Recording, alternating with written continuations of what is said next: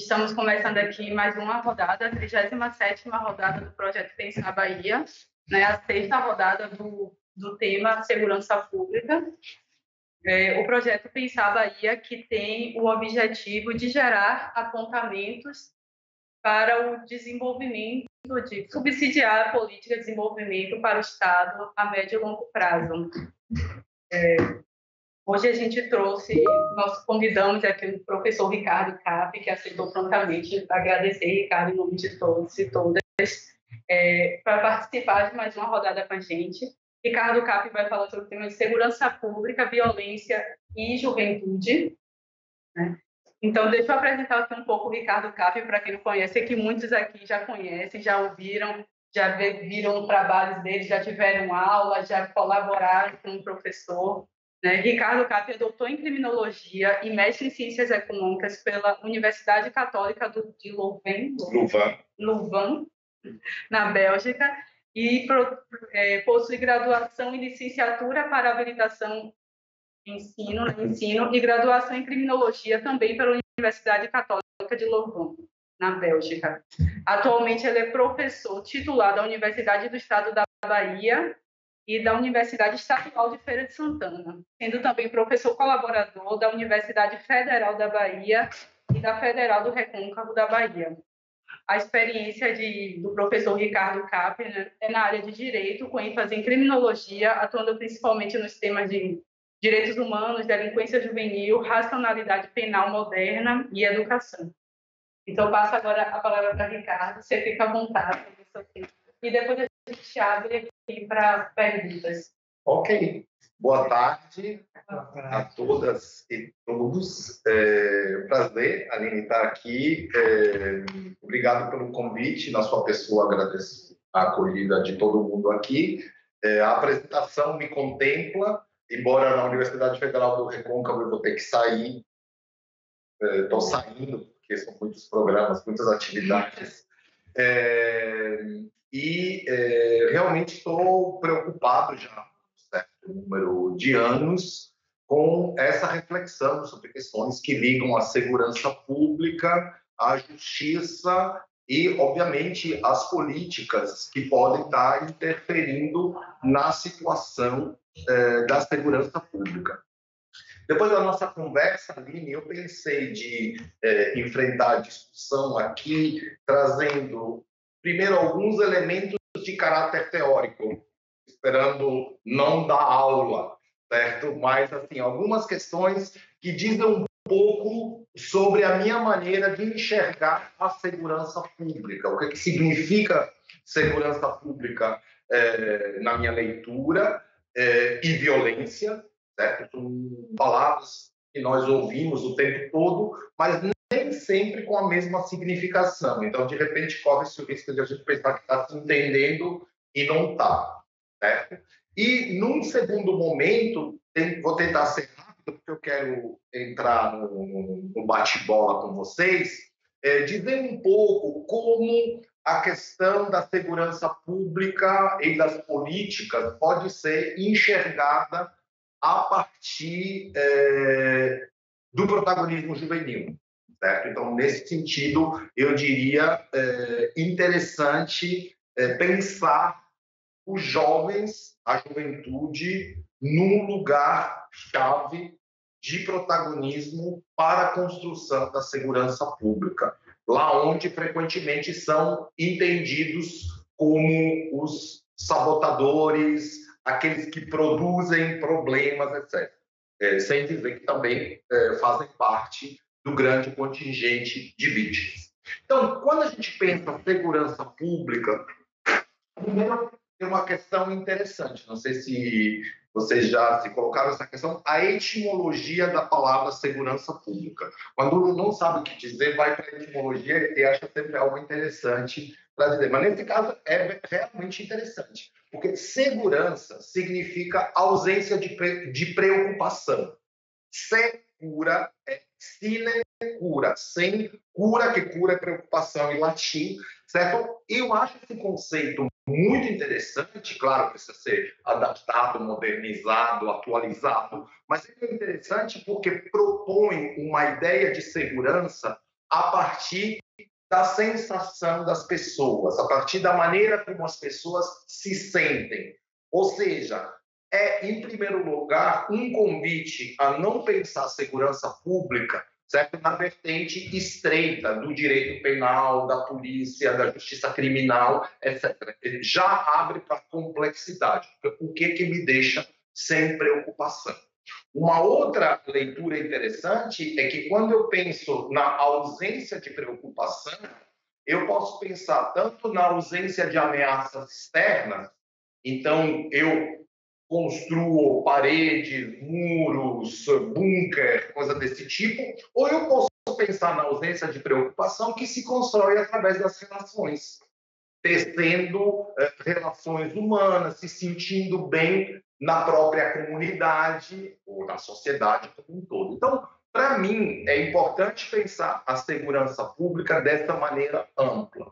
Em outras palavras, eu diria que a segurança pública ela é composta de uma série de ingredientes que não unicamente a ausência de crime, certo? Muitas vezes nós temos uma concepção de segurança pública que é uma concepção branca burguesa. Uma vez que eu tenho tudo, a única coisa que me pode acontecer é que vem alguém me atacar na rua. Então, eis que construímos uma concepção de segurança pública que, no fundo, é localizada socialmente e, eu diria, nesse país também racialmente, certo? Mas se a gente pensar segurança do ponto de vista de um morador de uma comunidade ou de uma mãe de família de uma comunidade, segurança é muitas outras coisas. O valor do bujão de gás, a possibilidade do filho estar na escola, a infraestrutura urbana funcionando, a iluminação e uma série de outras questões que deixam essas pessoas com ou sem preocupações. Então, é nesse sentido que esse conceito, para mim, precisa ser ampliado e complexificado. E dessa mesma direção, vale, portanto, pensar quantos dos problemas sociais, para não dizer políticos, passam a ser tratados sob a lógica da criminalização, quando, de fato, seria o caminho inverso que poderia ser proposto, no meu sentido, deveria, que é o da politização dos problemas. Então, temos aí uma tensão, do ponto de vista conceitual, mas é uma tensão real na vida das pessoas e na vida da sociedade. Estamos caminhando para criminalizar todas as questões que nos aparecem como problemáticas, ou, ao contrário, conseguimos resgatar lógicas que andam pelo caminho da política. Certo? Então, essa seria uma primeira introdução para dizer como, rapidamente, né, como eu entendo as questões de segurança. E quando a gente caminha para refletir sobre a violência, bom, de novo, eu gosto de trabalhar com o conceito de violência que, como de segurança, aparentemente não tem nada a ver, certo? Para mim, violência é negar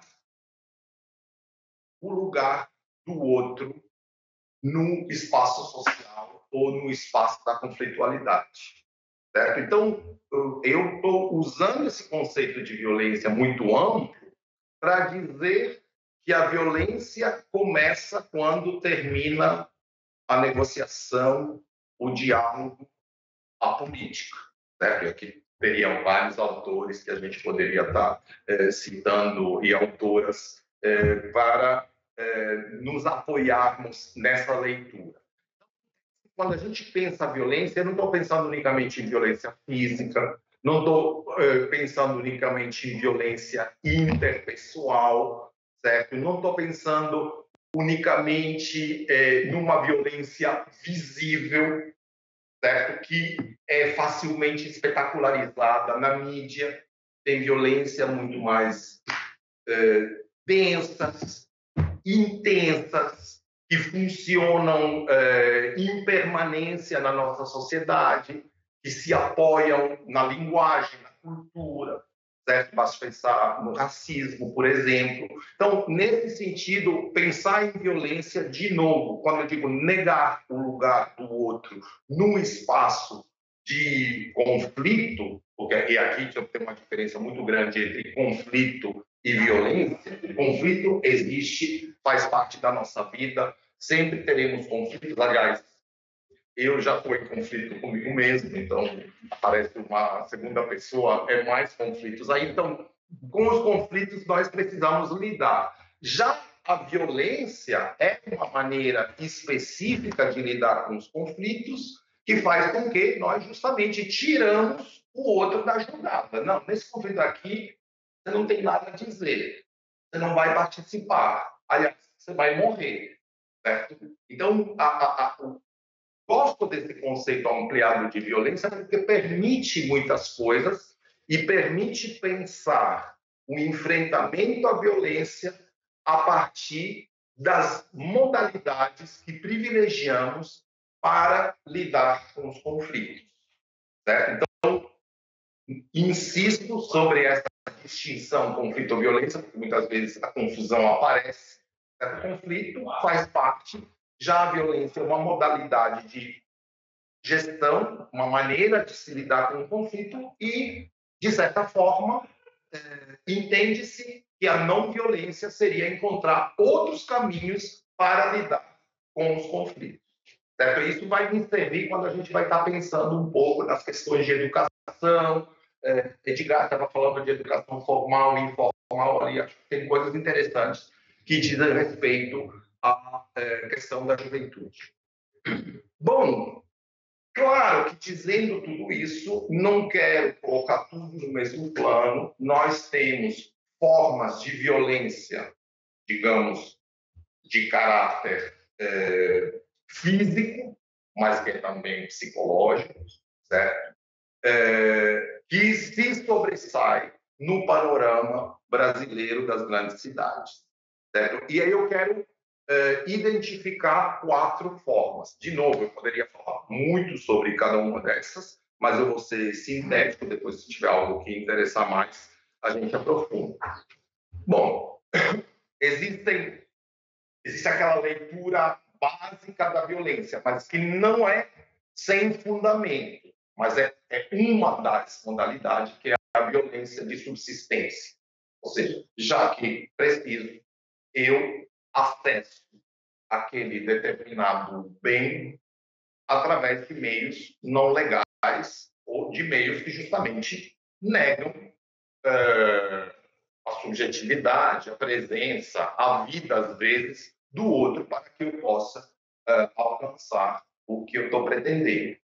Essa seria uma primeira forma de violência a qual nós precisamos pensar. Uma segunda foi mencionada agora nas conversas iniciais, antes de estarmos na gravação, que é aquela ligada ao crime organizado. Ou seja, estamos falando em formas empresariais, certo? De uma economia não só informal, como também clandestina e ilícita, que acabam envolvendo muitas pessoas e muito mais pessoas do que, de repente, a gente está pensando. Certo? E é muito fácil se encontrar envolvido nesse emaranhado, nessa rede de relações sociais, econômicas, que dizem respeito ao crime organizado. Como terceira forma de violência, eu gostaria de falar da violência como forma de gestão dos conflitos, ou seja, dadas, por exemplo, a uma cultura do autoritarismo, a uma cultura do machismo, a uma cultura na qual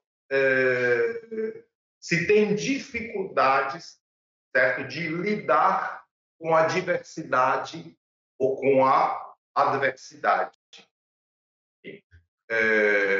Ou seja, diante dessa diversidade ou dessa adversidade, não temos capacidade de composição. Então, se parte logo para a agressão, que pode ser extrema, se não fatal. Enfim, uma quarta modalidade de violência, só para focar o nosso olhar sobre essas, porque, obviamente, as formas de violência são inúmeras. Eu não gostaria de, nessa mesa, em geral, esquecer da violência estatal. Ou seja, e percebam que eu, embora... muito obrigado. Sem as... Sim. E percebam como, não, na linguagem que estou utilizando, ainda não apareceu a palavra crime. Né? Ainda não apareceu a palavra polícia, ainda não apareceu a palavra justiça, mas é claro que em algum momento terá que aparecer. Certo? Mas quando a gente pensa nessas formas de violência, claro que a gente pode seguir no exercício conceitual, no exercício de categorização, mas para mim era interessante abrir a discussão com essas distinções para dar uma ideia da teia de complexidade e de complexidades que existem quando nós pensamos as questões de segurança pública e violência. Bom, isso me permite dizer, já caminhando agora para uma parte das políticas, certo? Que se a gente pensa em políticas voltadas para a produção de segurança pública ou de um ambiente onde a violência seja reduzida, não podemos nos limitar ao vocabulário, aos atores e às ferramentas de caráter penal, certo? Digamos assim, do direito penal. Isso abre uma série de questões que eu poderia tratar separadamente, dizendo, bom, claro, tem uma dimensão legislativa, mas, de novo, eu posso pensar tanto na legislação propriamente penal, o que é crime, o que não é crime, ou o que é considerado crime, o que não é considerado crime, de que maneira nós respondemos às condutas criminalizadas, ali tem todo um campo de discussão, certo? Uma vez que até então tem se privilegiado a modalidade aflitiva de resposta, ou seja, o Estado é pensado como quem chega e, diante de um evento doloroso, produz mais dor, certo? Então, eu tenho gostado de leituras que pensam o sistema da justiça criminal como um sistema de administração da dor, certo? Então, ali teria toda a dor a ser infligida, né, os réus.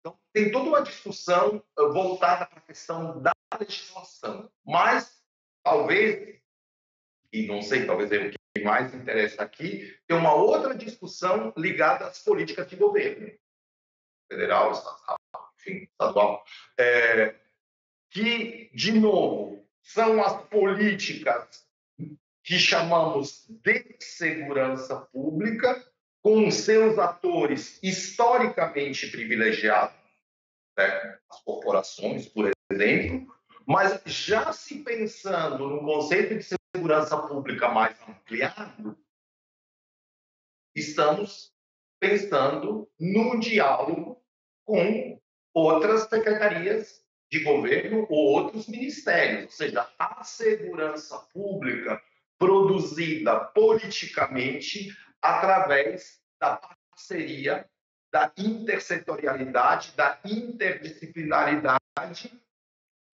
de diversos atores de governo. Então, essa é uma ideia interessante. E poderíamos ir além, dizendo, sim, mas estamos falando de atores diversificados de governo, não unicamente os da justiça e da segurança pública. Pensamos também, como a gente estava conversando antes com a Aline, em atores da sociedade civil. Tipo assim, a política de segurança pública, por ser da maneira como a pensamos, algo que tem a ver com a qualidade de vida em sociedade, precisa ser construída de forma articulada entre atores de governos e atores da sociedade civil. Então, até aqui, parece tudo tranquilo.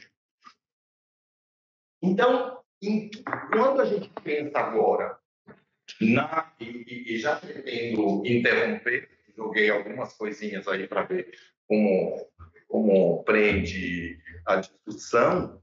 Quando eu penso, por exemplo, em algumas políticas voltadas para a juventude, primeiro, eu considero a juventude muito mais no seu papel de vítima de situações de violência, certo? Eu estava vendo semana passada os números dos homicídios, assim, temos altas taxas de jovens, considerando jovens até 29 anos, certo? Muita gente que morre, certo? E na medida em que a gente está pensando em políticas voltadas para a produção de segurança pública, prefiro dizer assim do que política de segurança pública simplesmente, pensar num protagonismo coletivo juvenil, certo? Ou seja, pensar em projetos, em atividades nas quais os jovens coletivamente possam ser reconhecidos como atores, certo? De iniciativas próprias, projetos próprios, ainda que negociados com a sociedade. Certo? Então, o que me parece importante é fomentar esse protagonismo juvenil, que, por outro lado, me parece reivindicado. Precisa encontrar os canais para que esse protagonismo seja, por um lado, real e não fictício, porque isso é um dos grandes problemas, que é o apadrinhamento, a cooptação de várias naturezas, política, religiosa, etc., que faz com que os jovens, de fato, não são protagonistas. Sim, tem um ou outro, mas, no fundo, não tem essa primazia, certo?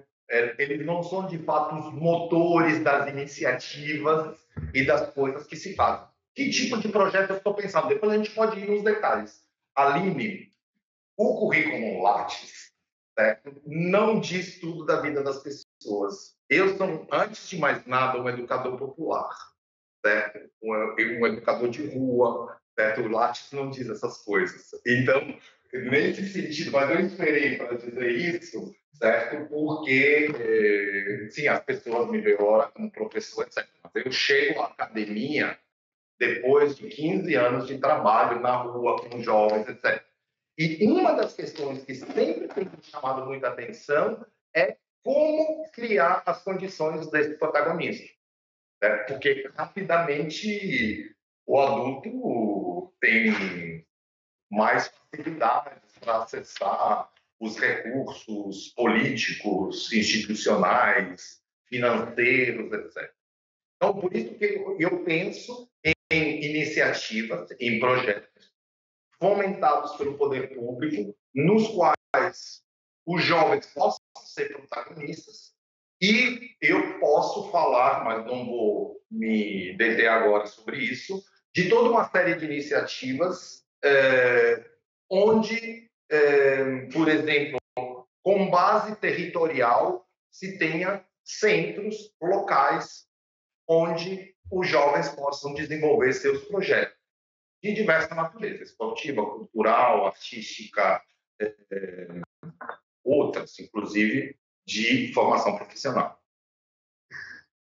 Então, ali já me parece uma questão importante a ser desenvolvida, ou seja, como criar as condições desse protagonismo coletivo juvenil.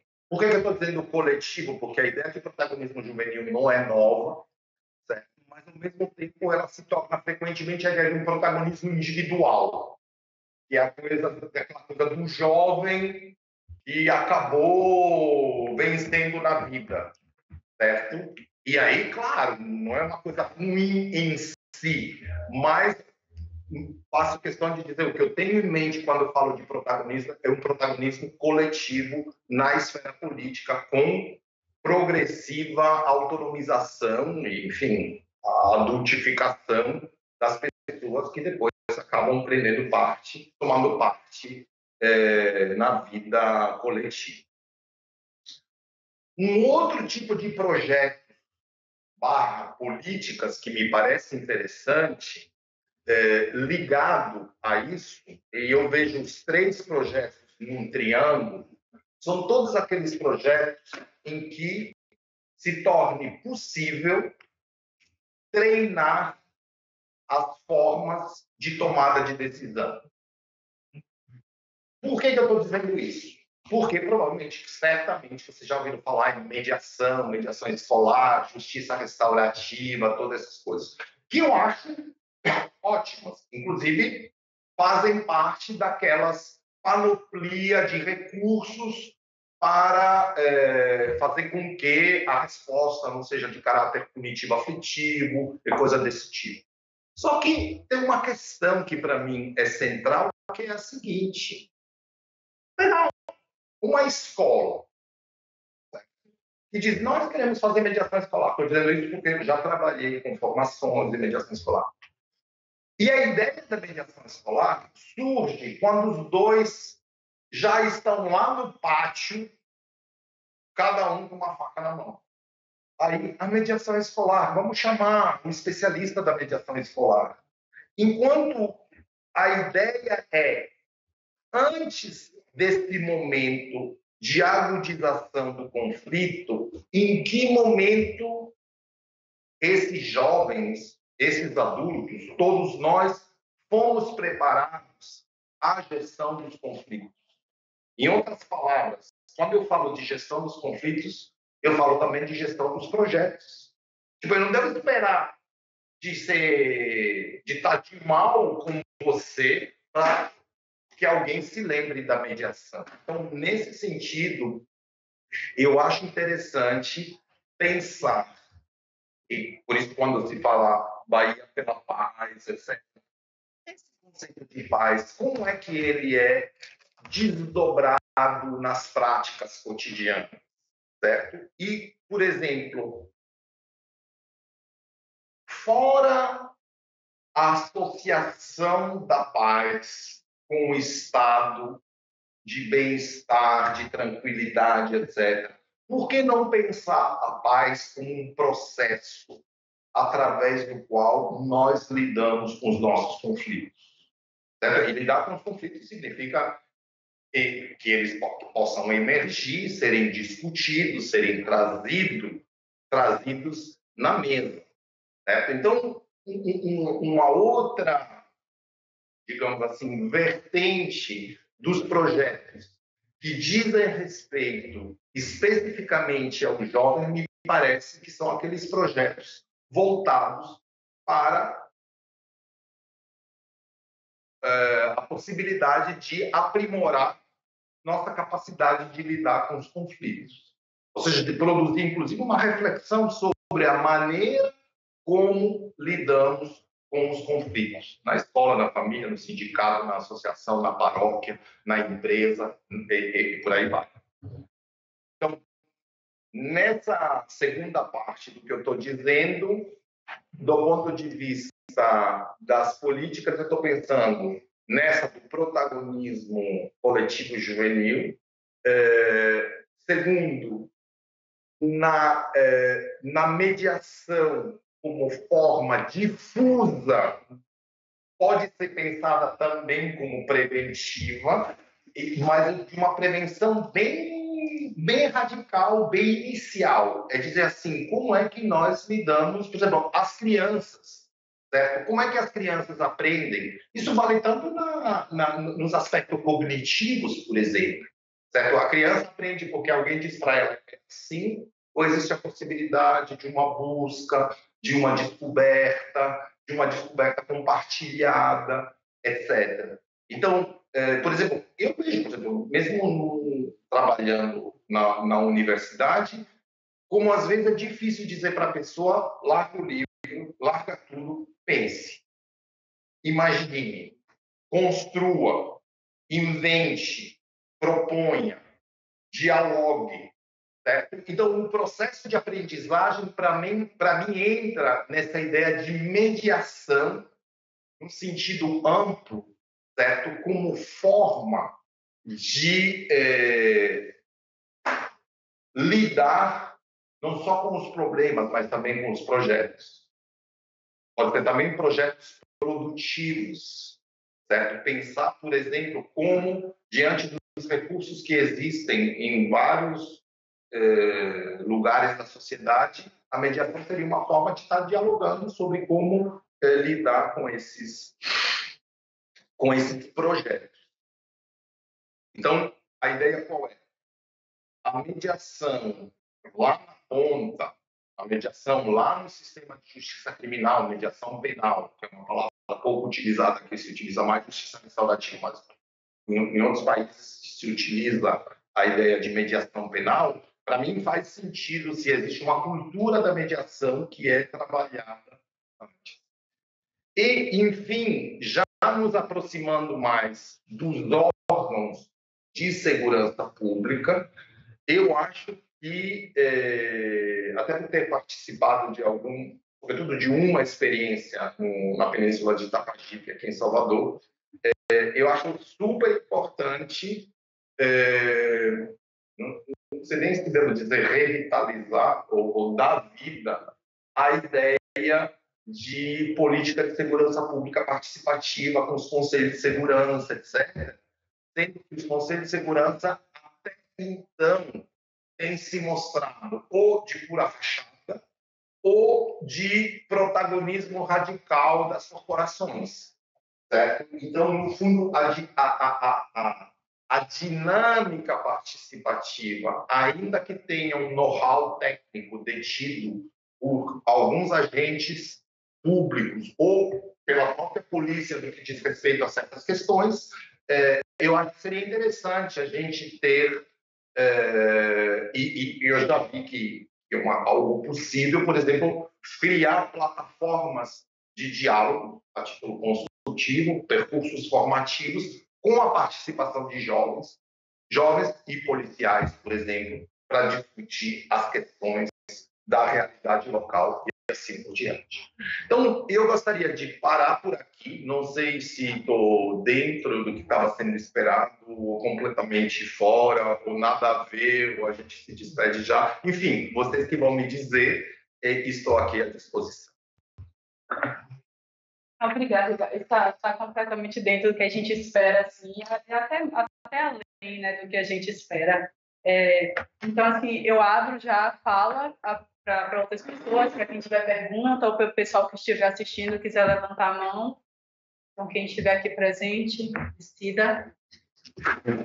Porque me parece um sonho essa história de botar no protagonismo juvenil e a polícia para construir juntas. E me parece tão longe, tão distante uma proposta dessa, tão arrojada, que eu fico pensando por onde a gente começa. Posso? Tá, começamos. Claro que respondo já agora, porque não, pode. Tipo assim, para mim, no território, certo? Assim, vou fazer uma resposta um pouco mais devagar. Uma das experiências que mais me marcou na existência foi a, por exemplo, de morar durante 6, 7 anos num bairro popular composto principalmente por uma população de imigrantes, quando eu morava na Europa, né? Essencialmente norte-africanos. né? E o fato de morar no local, né? Ou você chega e diz, bom, agora eu vou explicar para vocês como é, e você está fora, né? Embora eu era uma cidade do norte da Europa, Bruxelas, sou italiano, e lidando com a população marroquina, ou, se não, começa todo um processo de diálogo, tentar compreender, etc. E o que aconteceu? Que, desenvolvendo essa atividade, por um lado, tinha todo um processo de escuta, que depois de um certo momento vai nos dois sentidos, mas para mim é muito importante aprender com a galera, sacar uma série de coisas da vida do bairro, etc. E, por outro lado, não está por fora das questões institucionais. Então, se eu, por exemplo, vejo como esse encontro foi construído lá e como foi construído no Uruguai é o bairro de Salvador, não é no Uruguai, certo? A dinâmica é um pouco a mesma. Precisa de alguém, certo, que esteja ali para criar a possibilidade de plug. E o plug só se cria no olho, na presença. Então, vai encontrar. No Amapá teve também uma coisa interessante que eu vivenciei nesse sentido. Ou seja, sempre tem aquele capitão, pode ser uma ONG, pode ser o governo. A gente tinha proposto aqui no Itapajipe um percurso. Na verdade, era um curso, mas eu gostava de chamar de percurso, certo? Que é uma coisa em que a gente faz as coisas. Foi através do balcão de justiça, a associação, a Juspop, etc. Certo? E a partir dali, estava uma galera, policiais, comerciantes, jovens. E aí, precisa de uma postura de alguém que tenha o bloco na rua para dizer, a associação de vocês, certo? Estamos fazendo um curso desse, você não quer participar? Ou uma associação que represente um grupo específico, certo? Uma representação LGBTQIA+, do bairro, por exemplo. E aí está todo mundo lá no curso. Pronto. 3, 2, 1, vai. E aí é todo um trabalho, mas para isso precisamos de quadros de pessoas com uma certa competência para poder lidar com essa diversidade. Isso já é mediação. Ou seja, por isso que eu prefiro dizer percurso que não curso, para dizer, gente, não espere que eu estou aqui para dizer como devem ser as coisas. Diversificando as participações, enfrentando questões como as questões da atualidade, gênero, raça, etc. Mas sempre, e ali a pedagogia é super importante, com a possibilidade do grupo intervir, criar, e aceitando o passo a passo de cada um. Certas questões são mais fáceis, outras são mais difíceis. Agora eu fiz a formação dos policiais agora antes do carnaval, então a gente sabe que certas questões são mais difíceis de serem enfrentadas, mas tudo isso sempre acolhendo a progressão de cada um. E não acho uma coisa tão difícil assim. É claro que sempre tentando entender como é que funcionam as realidades locais, de repente começando naquelas realidades que são mais tradicionais. Então, nesse sentido, a Península Itapajipe não é uma invasão, não é um miolo da cidade. Então, tem diferença. Então, de repente, tem lugares mais propícios ou menos propícios.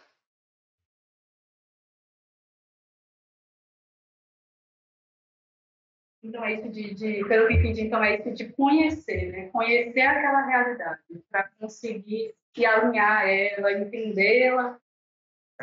Eu acho assim, porque a gente trabalha com essas grandes categorias, Estado e comunidade, mas precisamos de atores de fronteira, de atores que possam estar nos dois e, inclusive, tinha dito uma vez, eu gosto de estar em cima do muro, justamente para ajudar a passagem de um lado para o outro. Não porque não tenha posição, certo? Mas é porque muitas vezes o diálogo se interrompe brutalmente. E é claro que nesse tipo de percurso tem situações tensas. Tipo assim, os jovens questionam a polícia e tentam dizer e dizem quais são as expectativas. Se não me engano, o título do curso ou do percurso era A Segurança que Queremos. Então, aos poucos, cada um consegue dizer qual é a segurança que está querendo. E é interessante porque quando a gente pergunta para os policiais que ideia você tem da segurança do seu trabalho, ali também nós temos uma grande diversidade de visões que precisam ser externadas, discutidas. Tipo assim, para mim, esses momentos de pausa, de reflexividade, de estar pensando onde eu estou, o que eu quero, o que falta para chegar lá, são muito interessantes. Alguém mais algum? Ai, Pato. Qual é o pulo disso para a política do Estado? Política do Estado. Ou melhor, Deveria ser. tipo assim, é possível de se pensar o fomento dessas figuras de nexo, de atravessamento, de inscrição, encontrando as brechas possíveis a partir de uma política de Estado. Agora, de uma política, eu não sei, sabe uma coisa que eu gostei aqui? Pela primeira vez eu ouvi falar médio e longo prazo. Mas na política não pode haver médio e longo prazo. Certo? Porque uma política dessa seria de médio e longo prazo. Não é aquela política que você vai na televisão, nós temos a gente nas comunidades que estão estabelecendo as... Não vai funcionar dessa forma. Vai ser uma coisa mais discreta, mais posturada. Essas figuras poderiam passar por uma formação. Essa formação, essas figuras poderiam ser jovens das próprias comunidades. Certo? E, de novo, eu não trabalho com uma ideia de purismo, só jovens das comunidades. Eu nunca fui jovem de comunidade, eu fui jovem, burguês, branco, e cheguei na comunidade e daqui a pouco estava lá. Mas eu estava trabalhando com jovens da comunidade, não era por isso. Jovens e menos jovens da comunidade. Mas eu acho que pode se pensar isso. Eu gosto muito da ideia de territorialidade, de centros, certo? Onde os grupos possam começar a pertencer e sentir que o próprio centro pertence a eles também.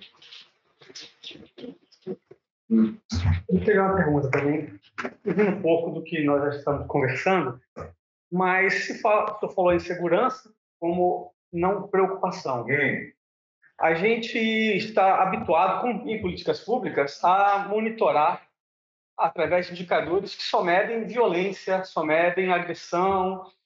E eu me pergunto, por que não passarmos também a buscar indicadores que meçam a paz, que meçam fatores de prevenção, coisas que pudessem fazer contrapontos às estatísticas de violência, mas também, olha, também está acontecendo, a polícia está passando, um exemplo que você trago, a polícia passou não sei quantos dias sem dar um tiro. É uma condição. Ou a polícia atendeu a tantos chamados sem violência, coisas que você pode ir medindo, porque isso é tudo registrado, e outros indicadores nesse sentido, medir ações de paz que estão acontecendo. Vamos mais longe. Me esqueci momentaneamente. Aníbal. Estão lembrados, viu? Dos nossos encontros anteriores. Vamos mais longe. Se eu penso em agentes, aí o nome não sei se chamá-los agente de segurança pública, agente de convívio, agente da paz, com o lado bombinha da coisa, não sei como chamar, certo? Estou tentando me lembrar de um projeto na universidade que o problema era exatamente isso, que nome a gente vai dar. Se chama agente de segurança pública, todo mundo vai para o caminho do crime. um caminho conceitual. E uma das questões é essa: como mapear a segurança pública nos termos que estamos usando agora para defini-la. Então, não é só a polícia não deu um tiro, mas isso ótimo, não estou criticando. Mas pode ir além, tipo assim, o protagonismo da comunidade, a construção de eventos que geraram bem-estar. A possibilidade, por exemplo, de os artistas locais apresentarem... por exemplo, tem estruturas na cidade que, em certos momentos, mas eu não tenho prova do que eu estou dizendo, tenho a impressão que poderiam ainda ser mais utilizadas. Né? Essas salas de teatro, tem Cajazeira, etc., que às vezes, tipo assim, será que funciona sempre? Será que funciona num regime bom? Tipo, a apropriação dessas estruturas, mas, claro, precisa de animadores. Desculpa, cada um carrega a propriedade. Eu venho da cultura dos animadores sociais, por exemplo, certo?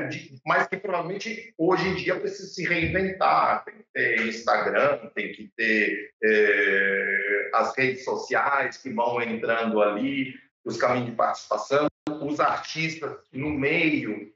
Mas é como dizer assim, talvez pensar em processos de dinamização e, para voltar à sua questão, de identificar alguns objetivos que seriam objetivos que se autoconstroem no meio do caminho, que pode se tornar objetivos ligados à maneira de funcionar, aos eventos produzidos, às situações que sejam geradoras de renda, ou de cultura, ou de participação, ou de festa, e por aí vai.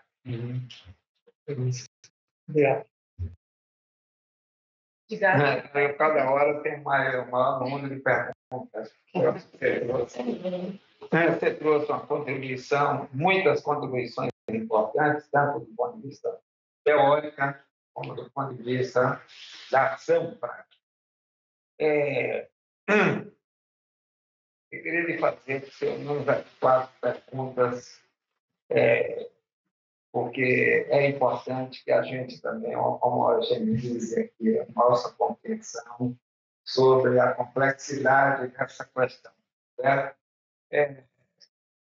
Então, realmente, essa constatação que você teve, do que você ouviu aqui, curto nesse prazo, talvez... Médio e longo prazo. O médio e longo prazo. Eu pensei do outro lado, a gente fica preocupado, porque talvez aqui seja o único lugar que você ouviu e vai ouvir. Que bom. Mas isso não é bom para a gente. Nós temos que enfrentar problemas seríssimos quando a gente faz essa palavra. Não, ação é para hoje, porque eu tenho que dar resposta para hoje, que saiu um jornal, tal, dar resposta para hoje. E a gente tem batido na tecla e até se escondido um pouco. Às vezes a gente tem que se esconder, você conhece as brincadeiras de pega-ladrão, que você tem que se esconder um pouco, porque você tem que fazer as coisas com um grau de aprofundamento, de análise, como eu acho que você fez. Então, o seguinte, você acha que o problema, o foco do projeto é a questão da violência? O centro é a violência e não segurança pública, analisando, digamos assim, do ponto de vista do objetivo onde a gente quer chegar. Nós queremos enfrentar a questão da violência. E, ao enfrentar a questão da violência, nós vamos passar, digamos, por alguns conceitos e algumas ações digamos assim, dessa segurança pública que você se refere, externa e interna. Ou seja, eu estou constatando que o nosso problema é esse conflito que existe entre as pessoas, que existe entre as comunidades, que existe entre as instituições. O foco, se a gente tivesse que resumir uma expressão, é isso que a gente está querendo enfrentar. Mas eu não diria nem segurança pública, nem violência, eu diria modalidade de convivência. Certo? Ou seja, eu diria refletir, porque, por exemplo, assim, uma questão que não tem nada a ver. O que você está fazendo aqui em Salvador? Eu nasci do outro lado do mundo. Queria saber O que você está fazendo em Salvador? Para mim, tem uma densidade específica na capacidade de lidar com as questões. Estou falando nas pessoas, que é fora do comum.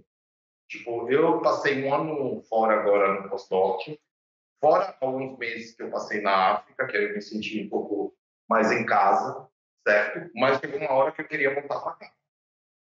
Por que eu acho, fora as amizades, as simpatias, etc., o que eu acho é que a galera tem recursos de sobra na invenção de formas de convivência. Certo? Então, nesse sentido, a questão é só colocar isso num movimento mais amplo. Certo? E que não seja só e unicamente de natureza econômica, ligada à ideia do lucro, etc. Então, eu acho que, por isso que eu penso sempre nessa questão das modalidades de convivência e dos jovens como recurso. Eu me senti um pouco atuando nesse papel de animador, animador sociocultural, por exemplo, que é justamente fazer esse trabalho de leitura, de compreender os pontos fortes e os pontos fracos, as dificuldades, as potencialidades numa determinada localidade, certo? Quais são as potencialidades? O que é possível? E, é claro, isso sempre ligado antes mesmo de uma capacidade, a um desejo de comunicação, relação, postura, etc.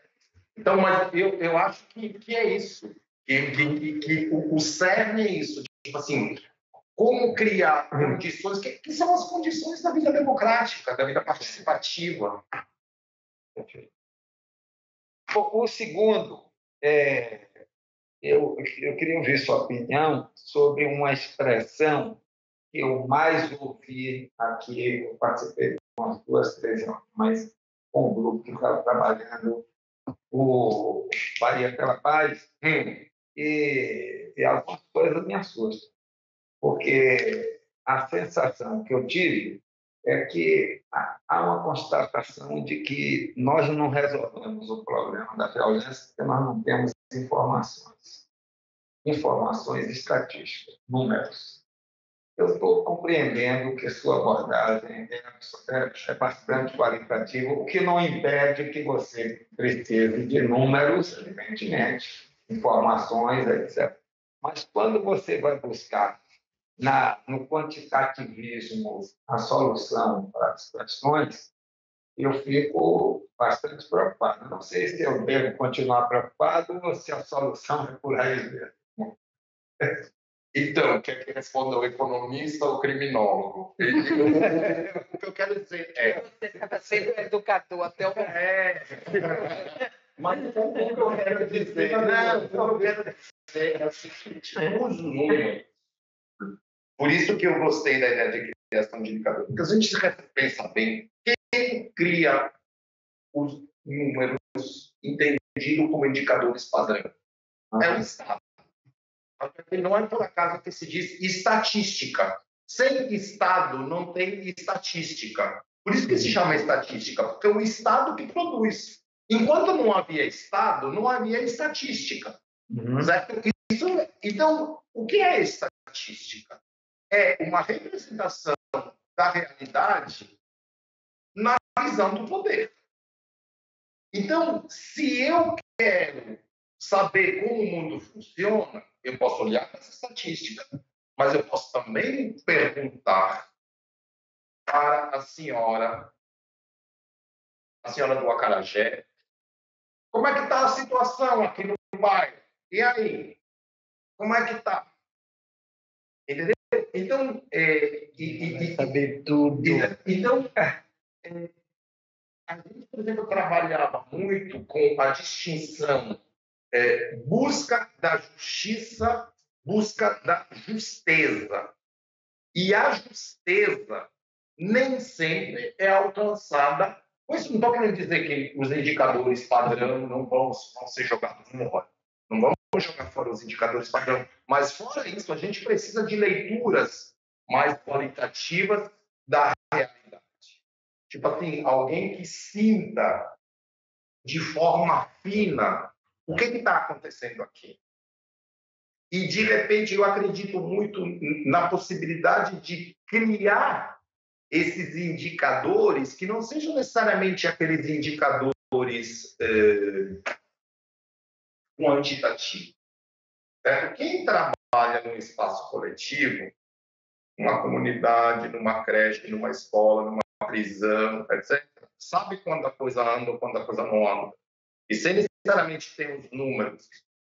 Certo? Quem está em sala de aula saca se hoje é dia ou se hoje não é dia. Inclusive para mim, às vezes não saca porque não é meu dia. Eu cheguei a semana passada que estava com Deus e montes de coisas, logo depois do carnaval, imagina. Quinta-feira, eu disse, aqui vou fazer uma discussão, discutir gênero, raça, não sei o que fazer, tudo mais. Eu vi que não era comigo. Por quê? Porque a galera não estava assim, ainda voltando. Então, você sente as coisas. Então, a possibilidade de se ter essa ancoragem, essa inscrição na realidade, para ter uma compreensão disso que está acontecendo, eu acho muito importante. Ok. Edgar, deixa eu só fazer aqui um comentário, acho que se liga um pouco a sua pergunta. Assim, eu nasci, cresci e vivo ali em uma comunidade, né? Então, eu vi ali uma mudança da nossa realidade. Eu vi a violência chegando no espaço que só tinha pobreza, mas não tinha essa violência. Depois eu vi a violência ali chegando e crescendo. E vendo essa situação que a Bahia se encontra hoje, que os dados ali mostram, que é uma Bahia com aumento do índice de mortes violentas, em primeiro lugar no estado. É uma Bahia que tem uma polícia militar que está entre as que mais se matam no estado. E ali também eu vejo nessa comunidade uma juventude que está desencantada, que está sem perspectiva de futuro.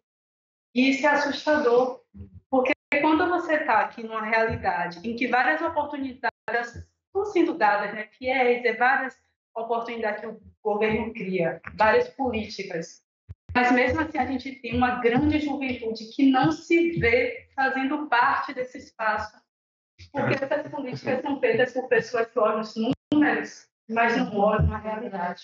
É isso. Não escutam ali as pessoas. Eu ouço de vários daqueles jovens, vários, dizendo assim, sei lá, para mim tá bom. O tráfico captura esses jovens. Porque a gente também está numa sociedade em que o consumo é hipervalorizado. E lógico que esses jovens também vão querer.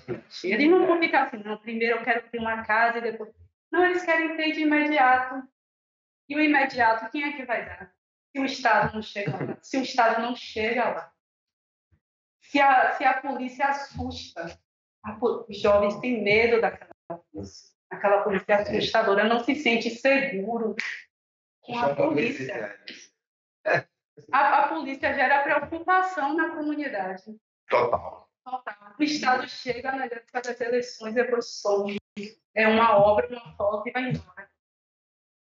Então, a gente vê várias políticas tem várias políticas, assim, a gente tem várias oportunidades, mas a gente tem vários jovens que não enxergam, nem chegam a ver essas oportunidades. A gente pensa assim, e o Estado vai fazer o quê? Porque fazer mais políticas, ou fazer aquela política ali, que vamos fazer um campo de futebol, colocar os jovens para praticar esporte, tira, e depois desaparece.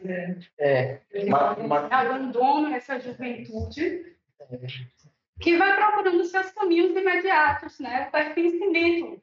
E o que está acontecendo naquela comunidade, o crescimento do tráfico, vão se aproximar dessa realidade, que vai dar eles um resultado mais imediato, mas também não dá uma perspectiva do futuro mundo. Eles não têm um longo prazo. Eu vejo esses jovens sem um longo prazo. Eles não têm essa perspectiva de futuro. Eu concordo com a minha. Então, a gente vê assim, muitas políticas de pessoas que olham os números e não olham, não enxergam. Mas é por isso que... Ou ridicularizam, às vezes. Porque tem pessoas que riem da realidade. E acham engraçado. E é por isso que, tipo assim, aqui eu tô me refazendo a experiência, que não é só minha, de muitos educadores de ruas, educadores sociais, no limite professores da rede pública. Tipo assim, essa possibilidade de articular uma política a um lugar de escuta, de conexão, de conhecimento da realidade. Eu estava conversando com uma educadora popular também essa semana, que estava lá em casa, e a gente estava pensando exatamente isso. Que figuras socioprofissionais, porque não é só uma profissão, é também um engajamento, uma militância. Eu comecei a trabalhar como educador e continuo hoje, mas eu me sinto sempre nessa mesma movimentação, certo? E a ideia é como é que eu crio essa possibilidade de canais de escuta para montar algumas coisas. E, por exemplo, quando eu falo de protagonismo coletivo, um dos recursos que a gente tinha, nós éramos ONGs, mas financiados pelo poder público. No primeiro momento não, mas depois sim. E era, por exemplo, assim, o jovem chega, primeiro tem um lugar de convivência, com um nível de exigência mínimo, do tipo, você aqui não vai agredir alguém, certo? Você aqui vai se comportar de uma maneira que possa ser aceita pelos outros. Bom, depois tem a questão de drogas, mas isso eu posso falar depois, sobre a questão de drogas.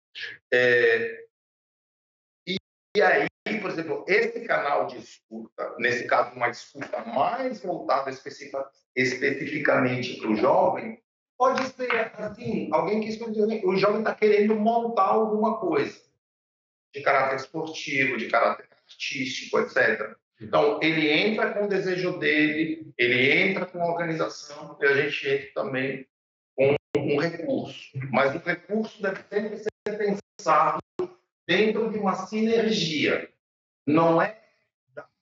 Por exemplo, uma das coisas que eu sempre encontrei nos diferentes projetos é qual é o projeto que aposta na sinergia e o projeto que aposta só em dar.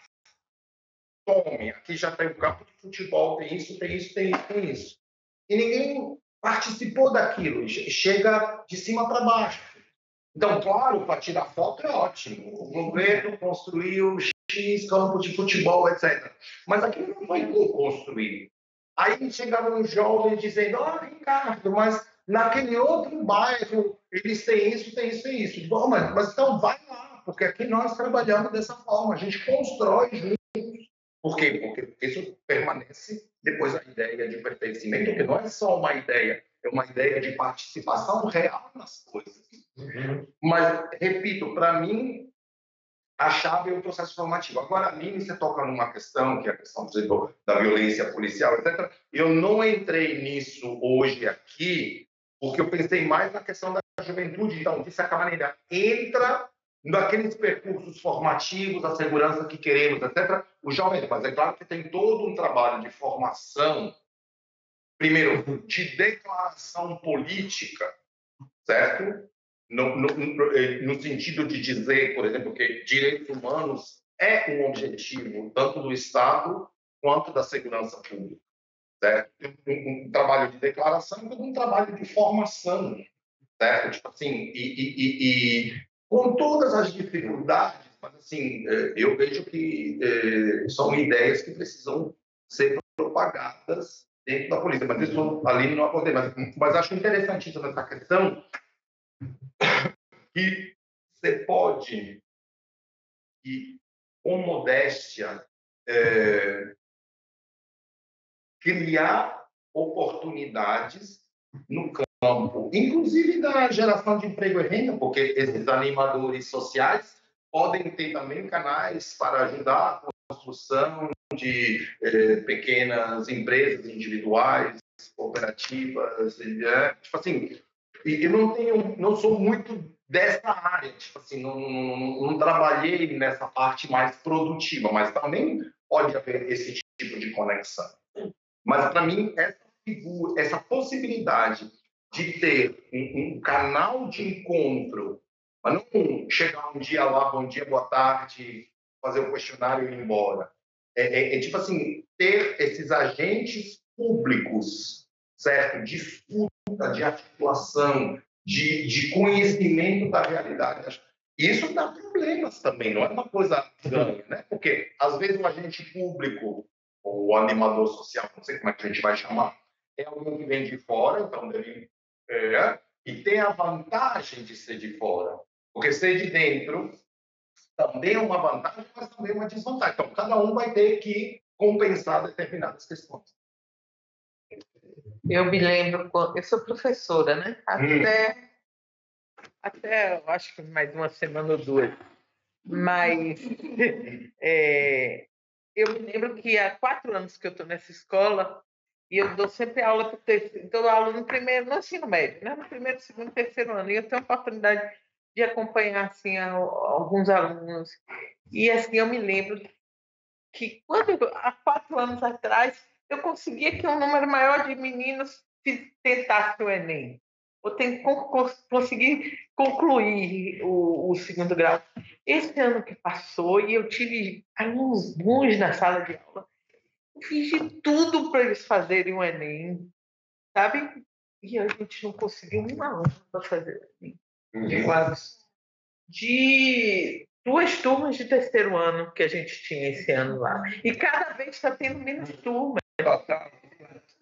Vão saindo, por exemplo, agora entra 4 turmas de primeiro ano. Quando sai 2, sai 1. Então é bem difícil. E aí esse ano a gente não conseguiu aluno. E eu tinha alunos bons, mas tem essa desilusão completa, sabe?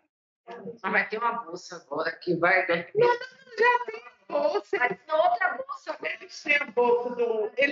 Não é só isso. Não é só isso. É um governo que Tem uma coisa que é isso. Parece que é uma coisa inatingível para eles, né? É a valorização do que é ofertado pelo Estado. Se não acontece o que a Aline falou, o esvaziamento da política, né? Se você não consegue, né, através desses nichos onde tem a participação dessa população, dessa comunidade, no final você termina esvaziando qualquer política. Porque ele poderia aproveitar aquele meio, né, que você fala, que é uma forma de, por exemplo, vencer o conflito, que não pela violência. Você dá importância, por exemplo, à educação, à cultura, entendeu? Dentro daquela comunidade. E aí você não faz isso, o que acontece? Esvaziamento de toda e qualquer política. Chega você, professora, no final do percurso, eram 4 turmas, vão ter 3 turmas, 2 turmas. Então, ou seja, não, isso às vezes acontece, eu costumo conhecer alguns jovens que eu vou, né, falando das políticas de Estado que tem. Tem o cursinho que é gratuito, eu fico conversando, eu sempre fico mobilizando esses jovens, mas no fundo, eles saem dali meio com, às vezes, com um sorriso debochado, como se fosse uma coisa inatingível para eles, entendeu? Então, Rosane, eu acho interessantíssimo isso que você está falando, porque, como é que eu vou dizer? Tem um ciclo da política que é aquele ciclo... desculpa. É aquele ciclo grande, ou seja, tem uma demanda social real ou imaginada pelo, digamos assim, pelo governante iluminado, porque é sempre isso, né? Ou tem uma demanda de verdade, ou uma demanda imaginada e uma resposta que chega. Mas é um giro muito grande. Quando a resposta chega, ela chega como resposta quadradona. Não sei como dizer, como uma coisa inalcançável ou difícil, porque ela chega, mas tem 1 milhão de critérios para poder participar. Então, os que são sem isso, sem quinta série, sem primeiro grau, sem não sei o quê, não pode. Não pode. Documento, RG, CPF, não sei o quê, nananana, etc. Então, e tem sempre essa distância. Então, chega a oferta, tudo bonitinho, com os indicadores quantitativos, quanto dinheiro a gente botou, quanto esperamos, quantos devem participar, mas tudo isso é visto de cima. Outra questão é... Outra questão é pensar a política pública. É pensar a política pública a partir do olhar da galera. E por isso precisa que tenha alguém que esteja ali, porque, tipo, sempre, dentro do problema tem a solução. Enquanto a gente pensa sempre que a solução vem fora do problema. Eu estou vendo que eu vou atribuir um problema ao jovem e vou dizer, bom, para você a solução é essa. Não funciona. A questão é poder eu sentar com ele e dizer, bom, mas aí vamos para onde? Que tal ir para lá? Que tal ir para lá? Mas sempre regando a planta gota a gota. Não se rega a plantinha com balde. Regou a plantinha com balde, a plantinha morre. Então tem que fazer todo esse trabalho de corpo a corpo, certo? De dizer assim, bom, qual é o projeto? Ir para a escola, vamos ver por onde vai. Certo? Tem todo esse jogo, a gente falava de paquera pedagógica, certo? Mas os nomes podem ser outros, certo? Esse jogo de escuta, de contato. Então, por exemplo, passar uma tarde com a galera, não acontece nada. Os indicadores de governo, péssimo.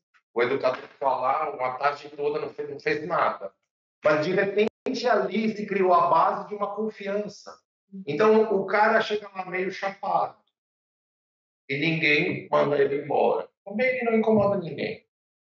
E daqui a pouco surge a possibilidade e vão se construindo coisas. Eu estou dando isso como exemplo, porque é claro que eu estou ainda pensando nas macro políticas, ensino, educação, formação profissional, mas precisa de um conectivo entre tudo isso. Senão aquelas políticas vão alcançar uma parte da população que já são os eleitos, que já sabem como se virar, e o resto é esse resto que vai, como diz a Aline, ficar nesse limbo da desilusão. Só que é um resto muito grande, não é mais resto. É uma grande maioria. É um resto que é gigante. Gigante, já é predominante. Essa é a questão. Já é predominante, já é grande demais. Quando você se refere a esse educador dentro da estrutura como agente público, né? A gente tem que pensar também como seria essa vinculação. Digamos que esse educador nascesse da comunidade, né? Como seria? Como o Estado trataria, por exemplo, a vinculação dele, no sentido de manter ele ali preso? Porque essa pessoa precisa, né? Manter a família dele, enfim. Então, seria uma profissão, né? Seria a criação de um cargo no Estado que prendesse essas pessoas da comunidade na projeto.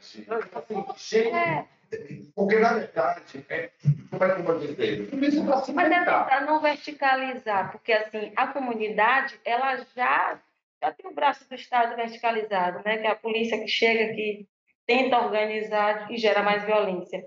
Mas eu estou falando da horizontalidade mesmo, né? Você levar alguém para fazer essa construção que vem muito desse anseio, dessas vivências que você teve, né, nessas experiências aí. Sim, mas a ideia é que pode até ter estruturas, certo? Mas a ideia é de se pensar como, e provavelmente cada localidade funcionando de uma maneira um pouco diferente, justamente porque em alguma comunidade a aliança pode ser feita com determinados grupos e outra realidade com outros grupos, certo? Então, em primeiro lugar, ter figuras que possam sentir isso. Então, por exemplo, vamos dar um exemplo, posso te provocar, Aline? Você diz assim, que você é dessa comunidade. Eu aposto que, por exemplo, você estando ali, você saca quais são as questões que aparecem, etc. Então, a partir daí, junto com outras pessoas, podem surgir ideias. O que seria interessante montar aqui? Então, essa figura que, por um lado, tem a leitura e, por outro lado, pode mobilizar recursos, sabendo que o recurso não é esse recurso que vem verticalmente, é um recurso que se constrói, para o qual se constrói a atuação de forma sinérgica, ou seja, energia que vem de fora, energia que vem de dentro. Você acha que, eventualmente, isso pode ser substituído por uma personagem digital?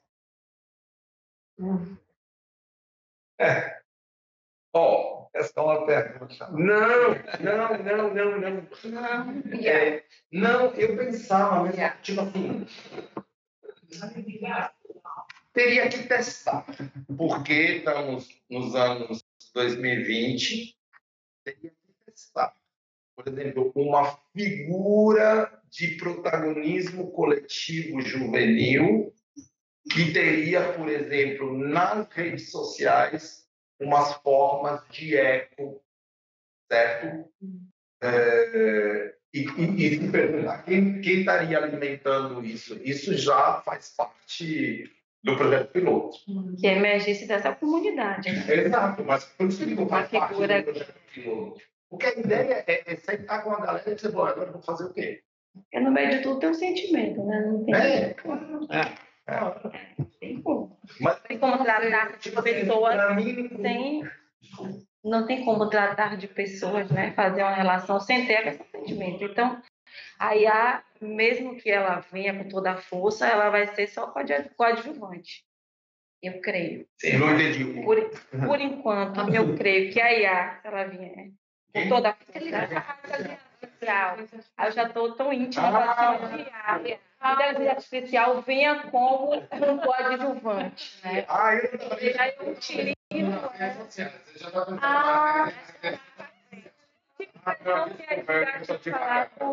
Acho que pensa mais sobre isso. A gente fez outros estudos nessa área e a gente identifica como o varejo estabelece o seu padrão de consumo. Como coloca na sua cabeça, devagarzinho, mas todos os dias, todas as horas, uns avatares, entre aspas, que vai te dizer, bacana é você usar uma cor vermelha ou uma calça assim. Tênis, quem não... Para você arranjar namorado ou namorada, tem que usar um tênis, tal, etc. E isso formatou padrão de consumo e isso induz o comportamento social. Porque os caras atingem milhares de pessoas só de uma sacada, né? E esse varejo americano já descobriu há 30 anos, 40 anos. Eu pergunto se a gente também, se nós andamos pensando numa possibilidade de fazer um teste desse. Porque eu gosto dessa conversa que vale tudo. Criatividade. Me veio em mente uma coisa. Na minha dissertação de economia, uma das discussões era por que a economia não realiza o desejo das pessoas. Se a propaganda da economia é que ela realiza, deveríamos ter a sociedade mais feliz do mundo, já que a economia promete isso. E as pessoas não são felizes. Bom, não vou contar com todos, né? Mas uma das questões é que não existe propaganda para aquilo que não se compra. Eu recebo no meu Instagram propaganda com um bocado de coisas, todas que se pagam, mas não tem ninguém que me diz: arranja uma galera, vai para a praia, passa a tarde lá, leva uma cerveja e um violão e você vai passar a melhor tarde da sua vida. Tipo assim, não tem propaganda para aquilo que não se compra. Então, nesse sentido, poderia ser um projeto interessante, se é que as minhocas entram na cabeça das pessoas, de se botar minhocas para coisas que não tem uma contrapartida, que você não compra. Como dizer, faça isso. Mas isso já existe um pouco, por exemplo. Um pouco, mas, por exemplo, não tem aqueles que te dizem: faça esse tipo de exercício para cuidar do seu joelho. Né? Também. Mas, enfim, é uma parte que eu domino pouco, mas achei interessante. Tipo assim, de construir um campo desse protagonismo onde é legal estar. Por exemplo, na produção artística, na questão esportiva, nas próprias festas, certo?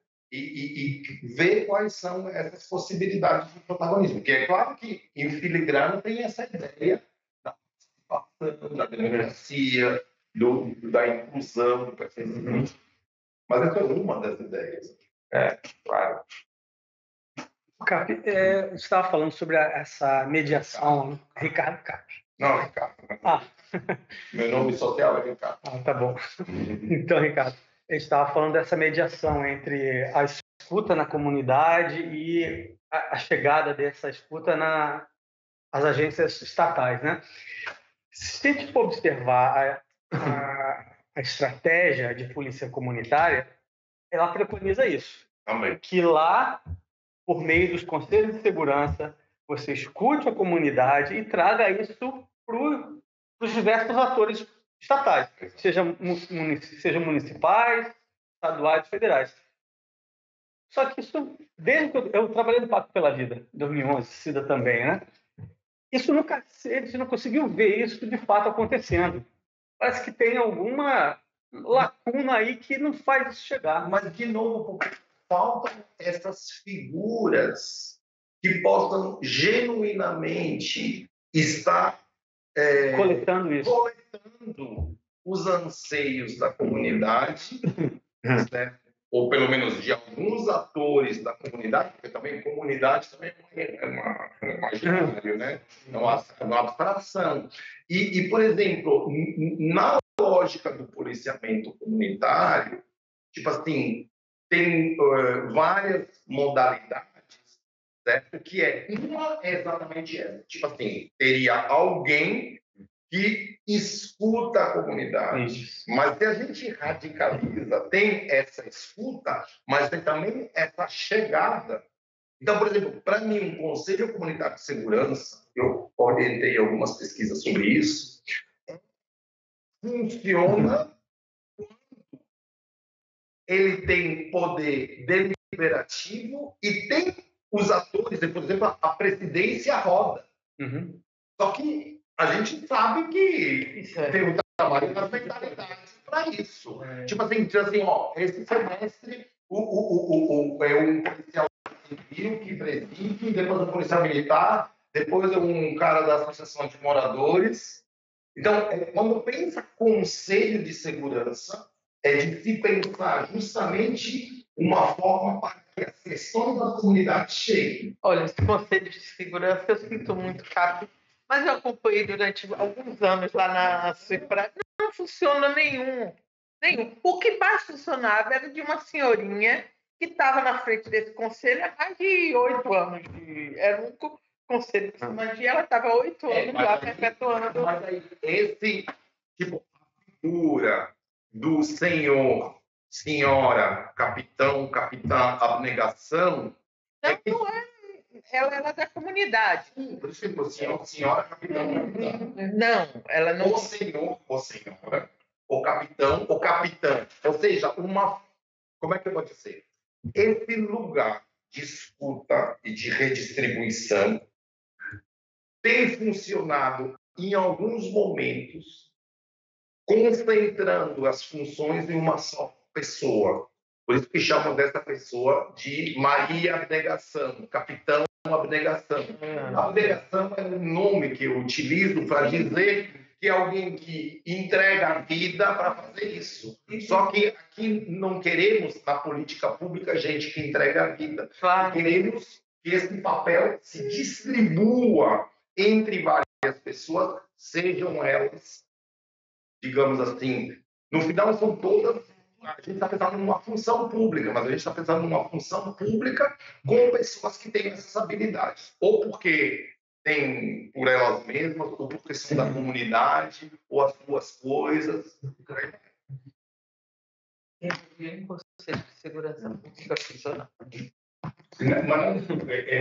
Mas por quê? Nem acompanhei. Mas, por exemplo, já teve alguém que se submeteu a uma formação sobre o que é Conselho de Segurança? Se tenta isso, mas existe sempre uma manipulação. Mas porque as lógicas de poder, mas essa é a questão, tipo assim, por isso que eu digo assim, por exemplo, os percursos formativos é para propagar, é para trabalhar esse ideário de participação. Porque senão, é claro, quem tem grana tem poder e manda no Conselho de Segurança. É só a associação dos comerciários dizer, ó, aqui são 1.000 litros de gasolina por mês. Acabou. Conselho de Segurança? Isso. Acho que a de Gato é mais Eu tenho mais uma questão, já estamos no final, né? É o seguinte, nós fizemos aqui um estudo sobre pobreza, é um estudo que a gente faz há muitos anos, já tem uma série de publicações, e nós identificamos alguns municípios que eram parecidos com a grande maioria dos outros municípios de pequeno porte, mas eles apresentavam características diferentes, eles tinham menos pobreza. E nós fomos identificar e fomos para investigar o que era isso. Encontramos esses municípios concentrados em 2 regiões. Aí nós fomos investigar. E fomos há 100 anos atrás para identificar um processo de desenvolvimento que começou, digamos assim, com a presença de lideranças muito qualificadas do ponto de vista intelectual. Não estou falando de ideologia, que eram, digamos, capitalistas no início do século XX, mas naquele tempo de um capitalismo com visão, que liam os teóricos do capitalismo do século passado na Alemanha e na França, o iluminismo, etc. E que essas pessoas provavelmente vieram das Diamantinas, lá de Minas, por conta da qualificação dessas pessoas, e vieram fugindo e pararam numa dessas regiões. E esses caras desenvolveram um projeto regional que eles sabiam que precisavam atuar na política, mexiam na política, mas mexiam na educação formal, e pela religião, também na educação informal. E fizeram, uma dessas pessoas é o pai do Anísio Teixeira. E o Anísio Teixeira foi o cara que montou lá a primeira escola formal, a escola para a vida, que é essa que o governo está fazendo recentemente, tempo integral, Bom, 100 anos atrás a gente tinha isso. E formava professores. Esses professores voltavam para seus municípios e formavam outros tantos professores. E era uma escola que ensinava a pessoa a viver. Disso estamos falando. Disso, de formal e informal. Nós encontramos resultados positivos e negativos 100 anos depois. 100 anos depois. Haja longo prazo. O problema haja longo prazo. Mas o problema é o seguinte, a minha pergunta é o seguinte. Com essas mudanças numa escala mundial, em que você tem uma, digamos assim, um estímulo ao consumo, um estímulo à competição, uma desqualificação, digamos, de políticas públicas, a qualidade de formulação de políticas públicas, que nós temos um esvaziamento do papel do Estado, uma visão, dentro de uma visão neoliberal e liberal. Você acha que qual é a chance que nós temos de caminhar e sustentar, digamos assim, uma política dessa, que é uma política que você sugere, uma política sofisticada? Eu diria que é uma política que enche os olhos de todo mundo. Mas no momento em que aqui acontece isso que eu te falei, que nas reuniões você precisa de estatística para orientar o policial, entendeu? E não pensa em nenhum momento com uma análise qualitativa para você investir nessas regiões, nós temos chances mesmo de chegar a um bom lugar. Responder interrompendo dizendo não é a questão não é de chance, é questão de obrigação. Sim, para prevaricar. Não, tipo assim, tem, tipo assim, eu acho que é necessário fazer isso. Depois a chance a gente vai ver depois, mas é necessário começar. Mas eu acho interessante enumerar o Anísio Teixeira, porque a ideia é exatamente essa. Porque, como é que eu vou dizer? Para mim, a definição das metas faz parte do caminho. Ou seja, é como dizer, tem como um reflexo protecionista de achar que nós, que somos letrados, vamos, com muita reflexão, com muita escuta, com muita pesquisa, encontrar as metas a serem alcançadas. E o buraco mais embaixo, quer dizer assim, no decorrer do procedimento, no corpo a corpo com a galera, essas figuras, junto com o pessoal do local, vai definindo as metas. Por isso que não é tão fácil pensar na meta aqui e agora. Porque a definição da meta faz parte do processo. Mas nós não estamos acostumados com isso, nem na condição de poder público, nem na condição de empresário, nem na condição de professor, porque a gente amadureceu um sistema de gestão que sempre tem uma cabeça que define, ainda que seja democrática, escutante, tudo que a gente quiser, e uma vez que está definido, acabou, a gente vai por aí.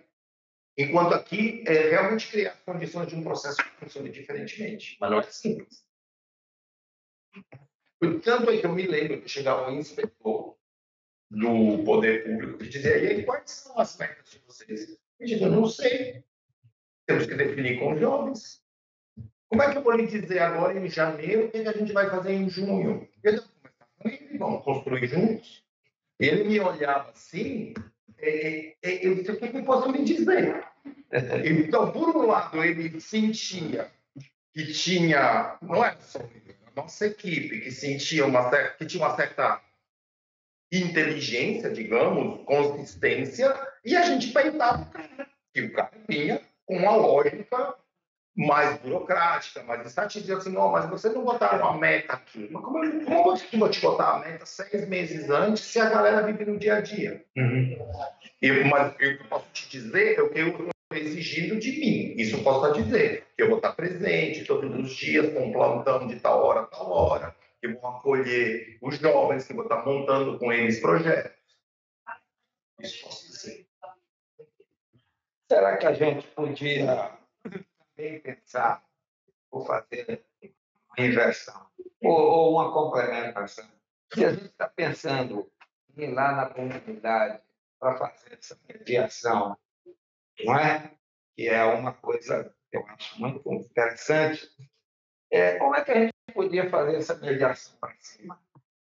Ou seja, nós podíamos dá mais qualidade aos gestores superiores? Para mim, os percursos formativos é tudo. Tipo assim, é tudo. É algo necessário a qualquer nível. Tipo, os professores que possam se perguntar o que eu estou fazendo, os políticos que possam se perguntar o que eu estou fazendo, como é que está acontecendo, os policiais que possam fazer isso também. Tipo assim, os percursos formativos entendidos não só como transmissão de informações, mas como espaço onde as pessoas possam estar se conectando, dizer um pouco quais são as dúvidas de cada um. Nesse sentido, um espaço como esse já é um espaço desse, onde cada um diz, não, mas poderia ser desse jeito, poderia ser desse jeito. Eu nem imaginava que a gente ia falar sobre isso, realmente. Mas não sei porque a coisa fluiu nesse sentido. Mas eu aqui, de novo, a coisa pode ser pensada tanto em termos de figuras profissionais, quanto em termos de blocos institucionais. Tipo, porque não é só o cara de mochila rodando no bairro.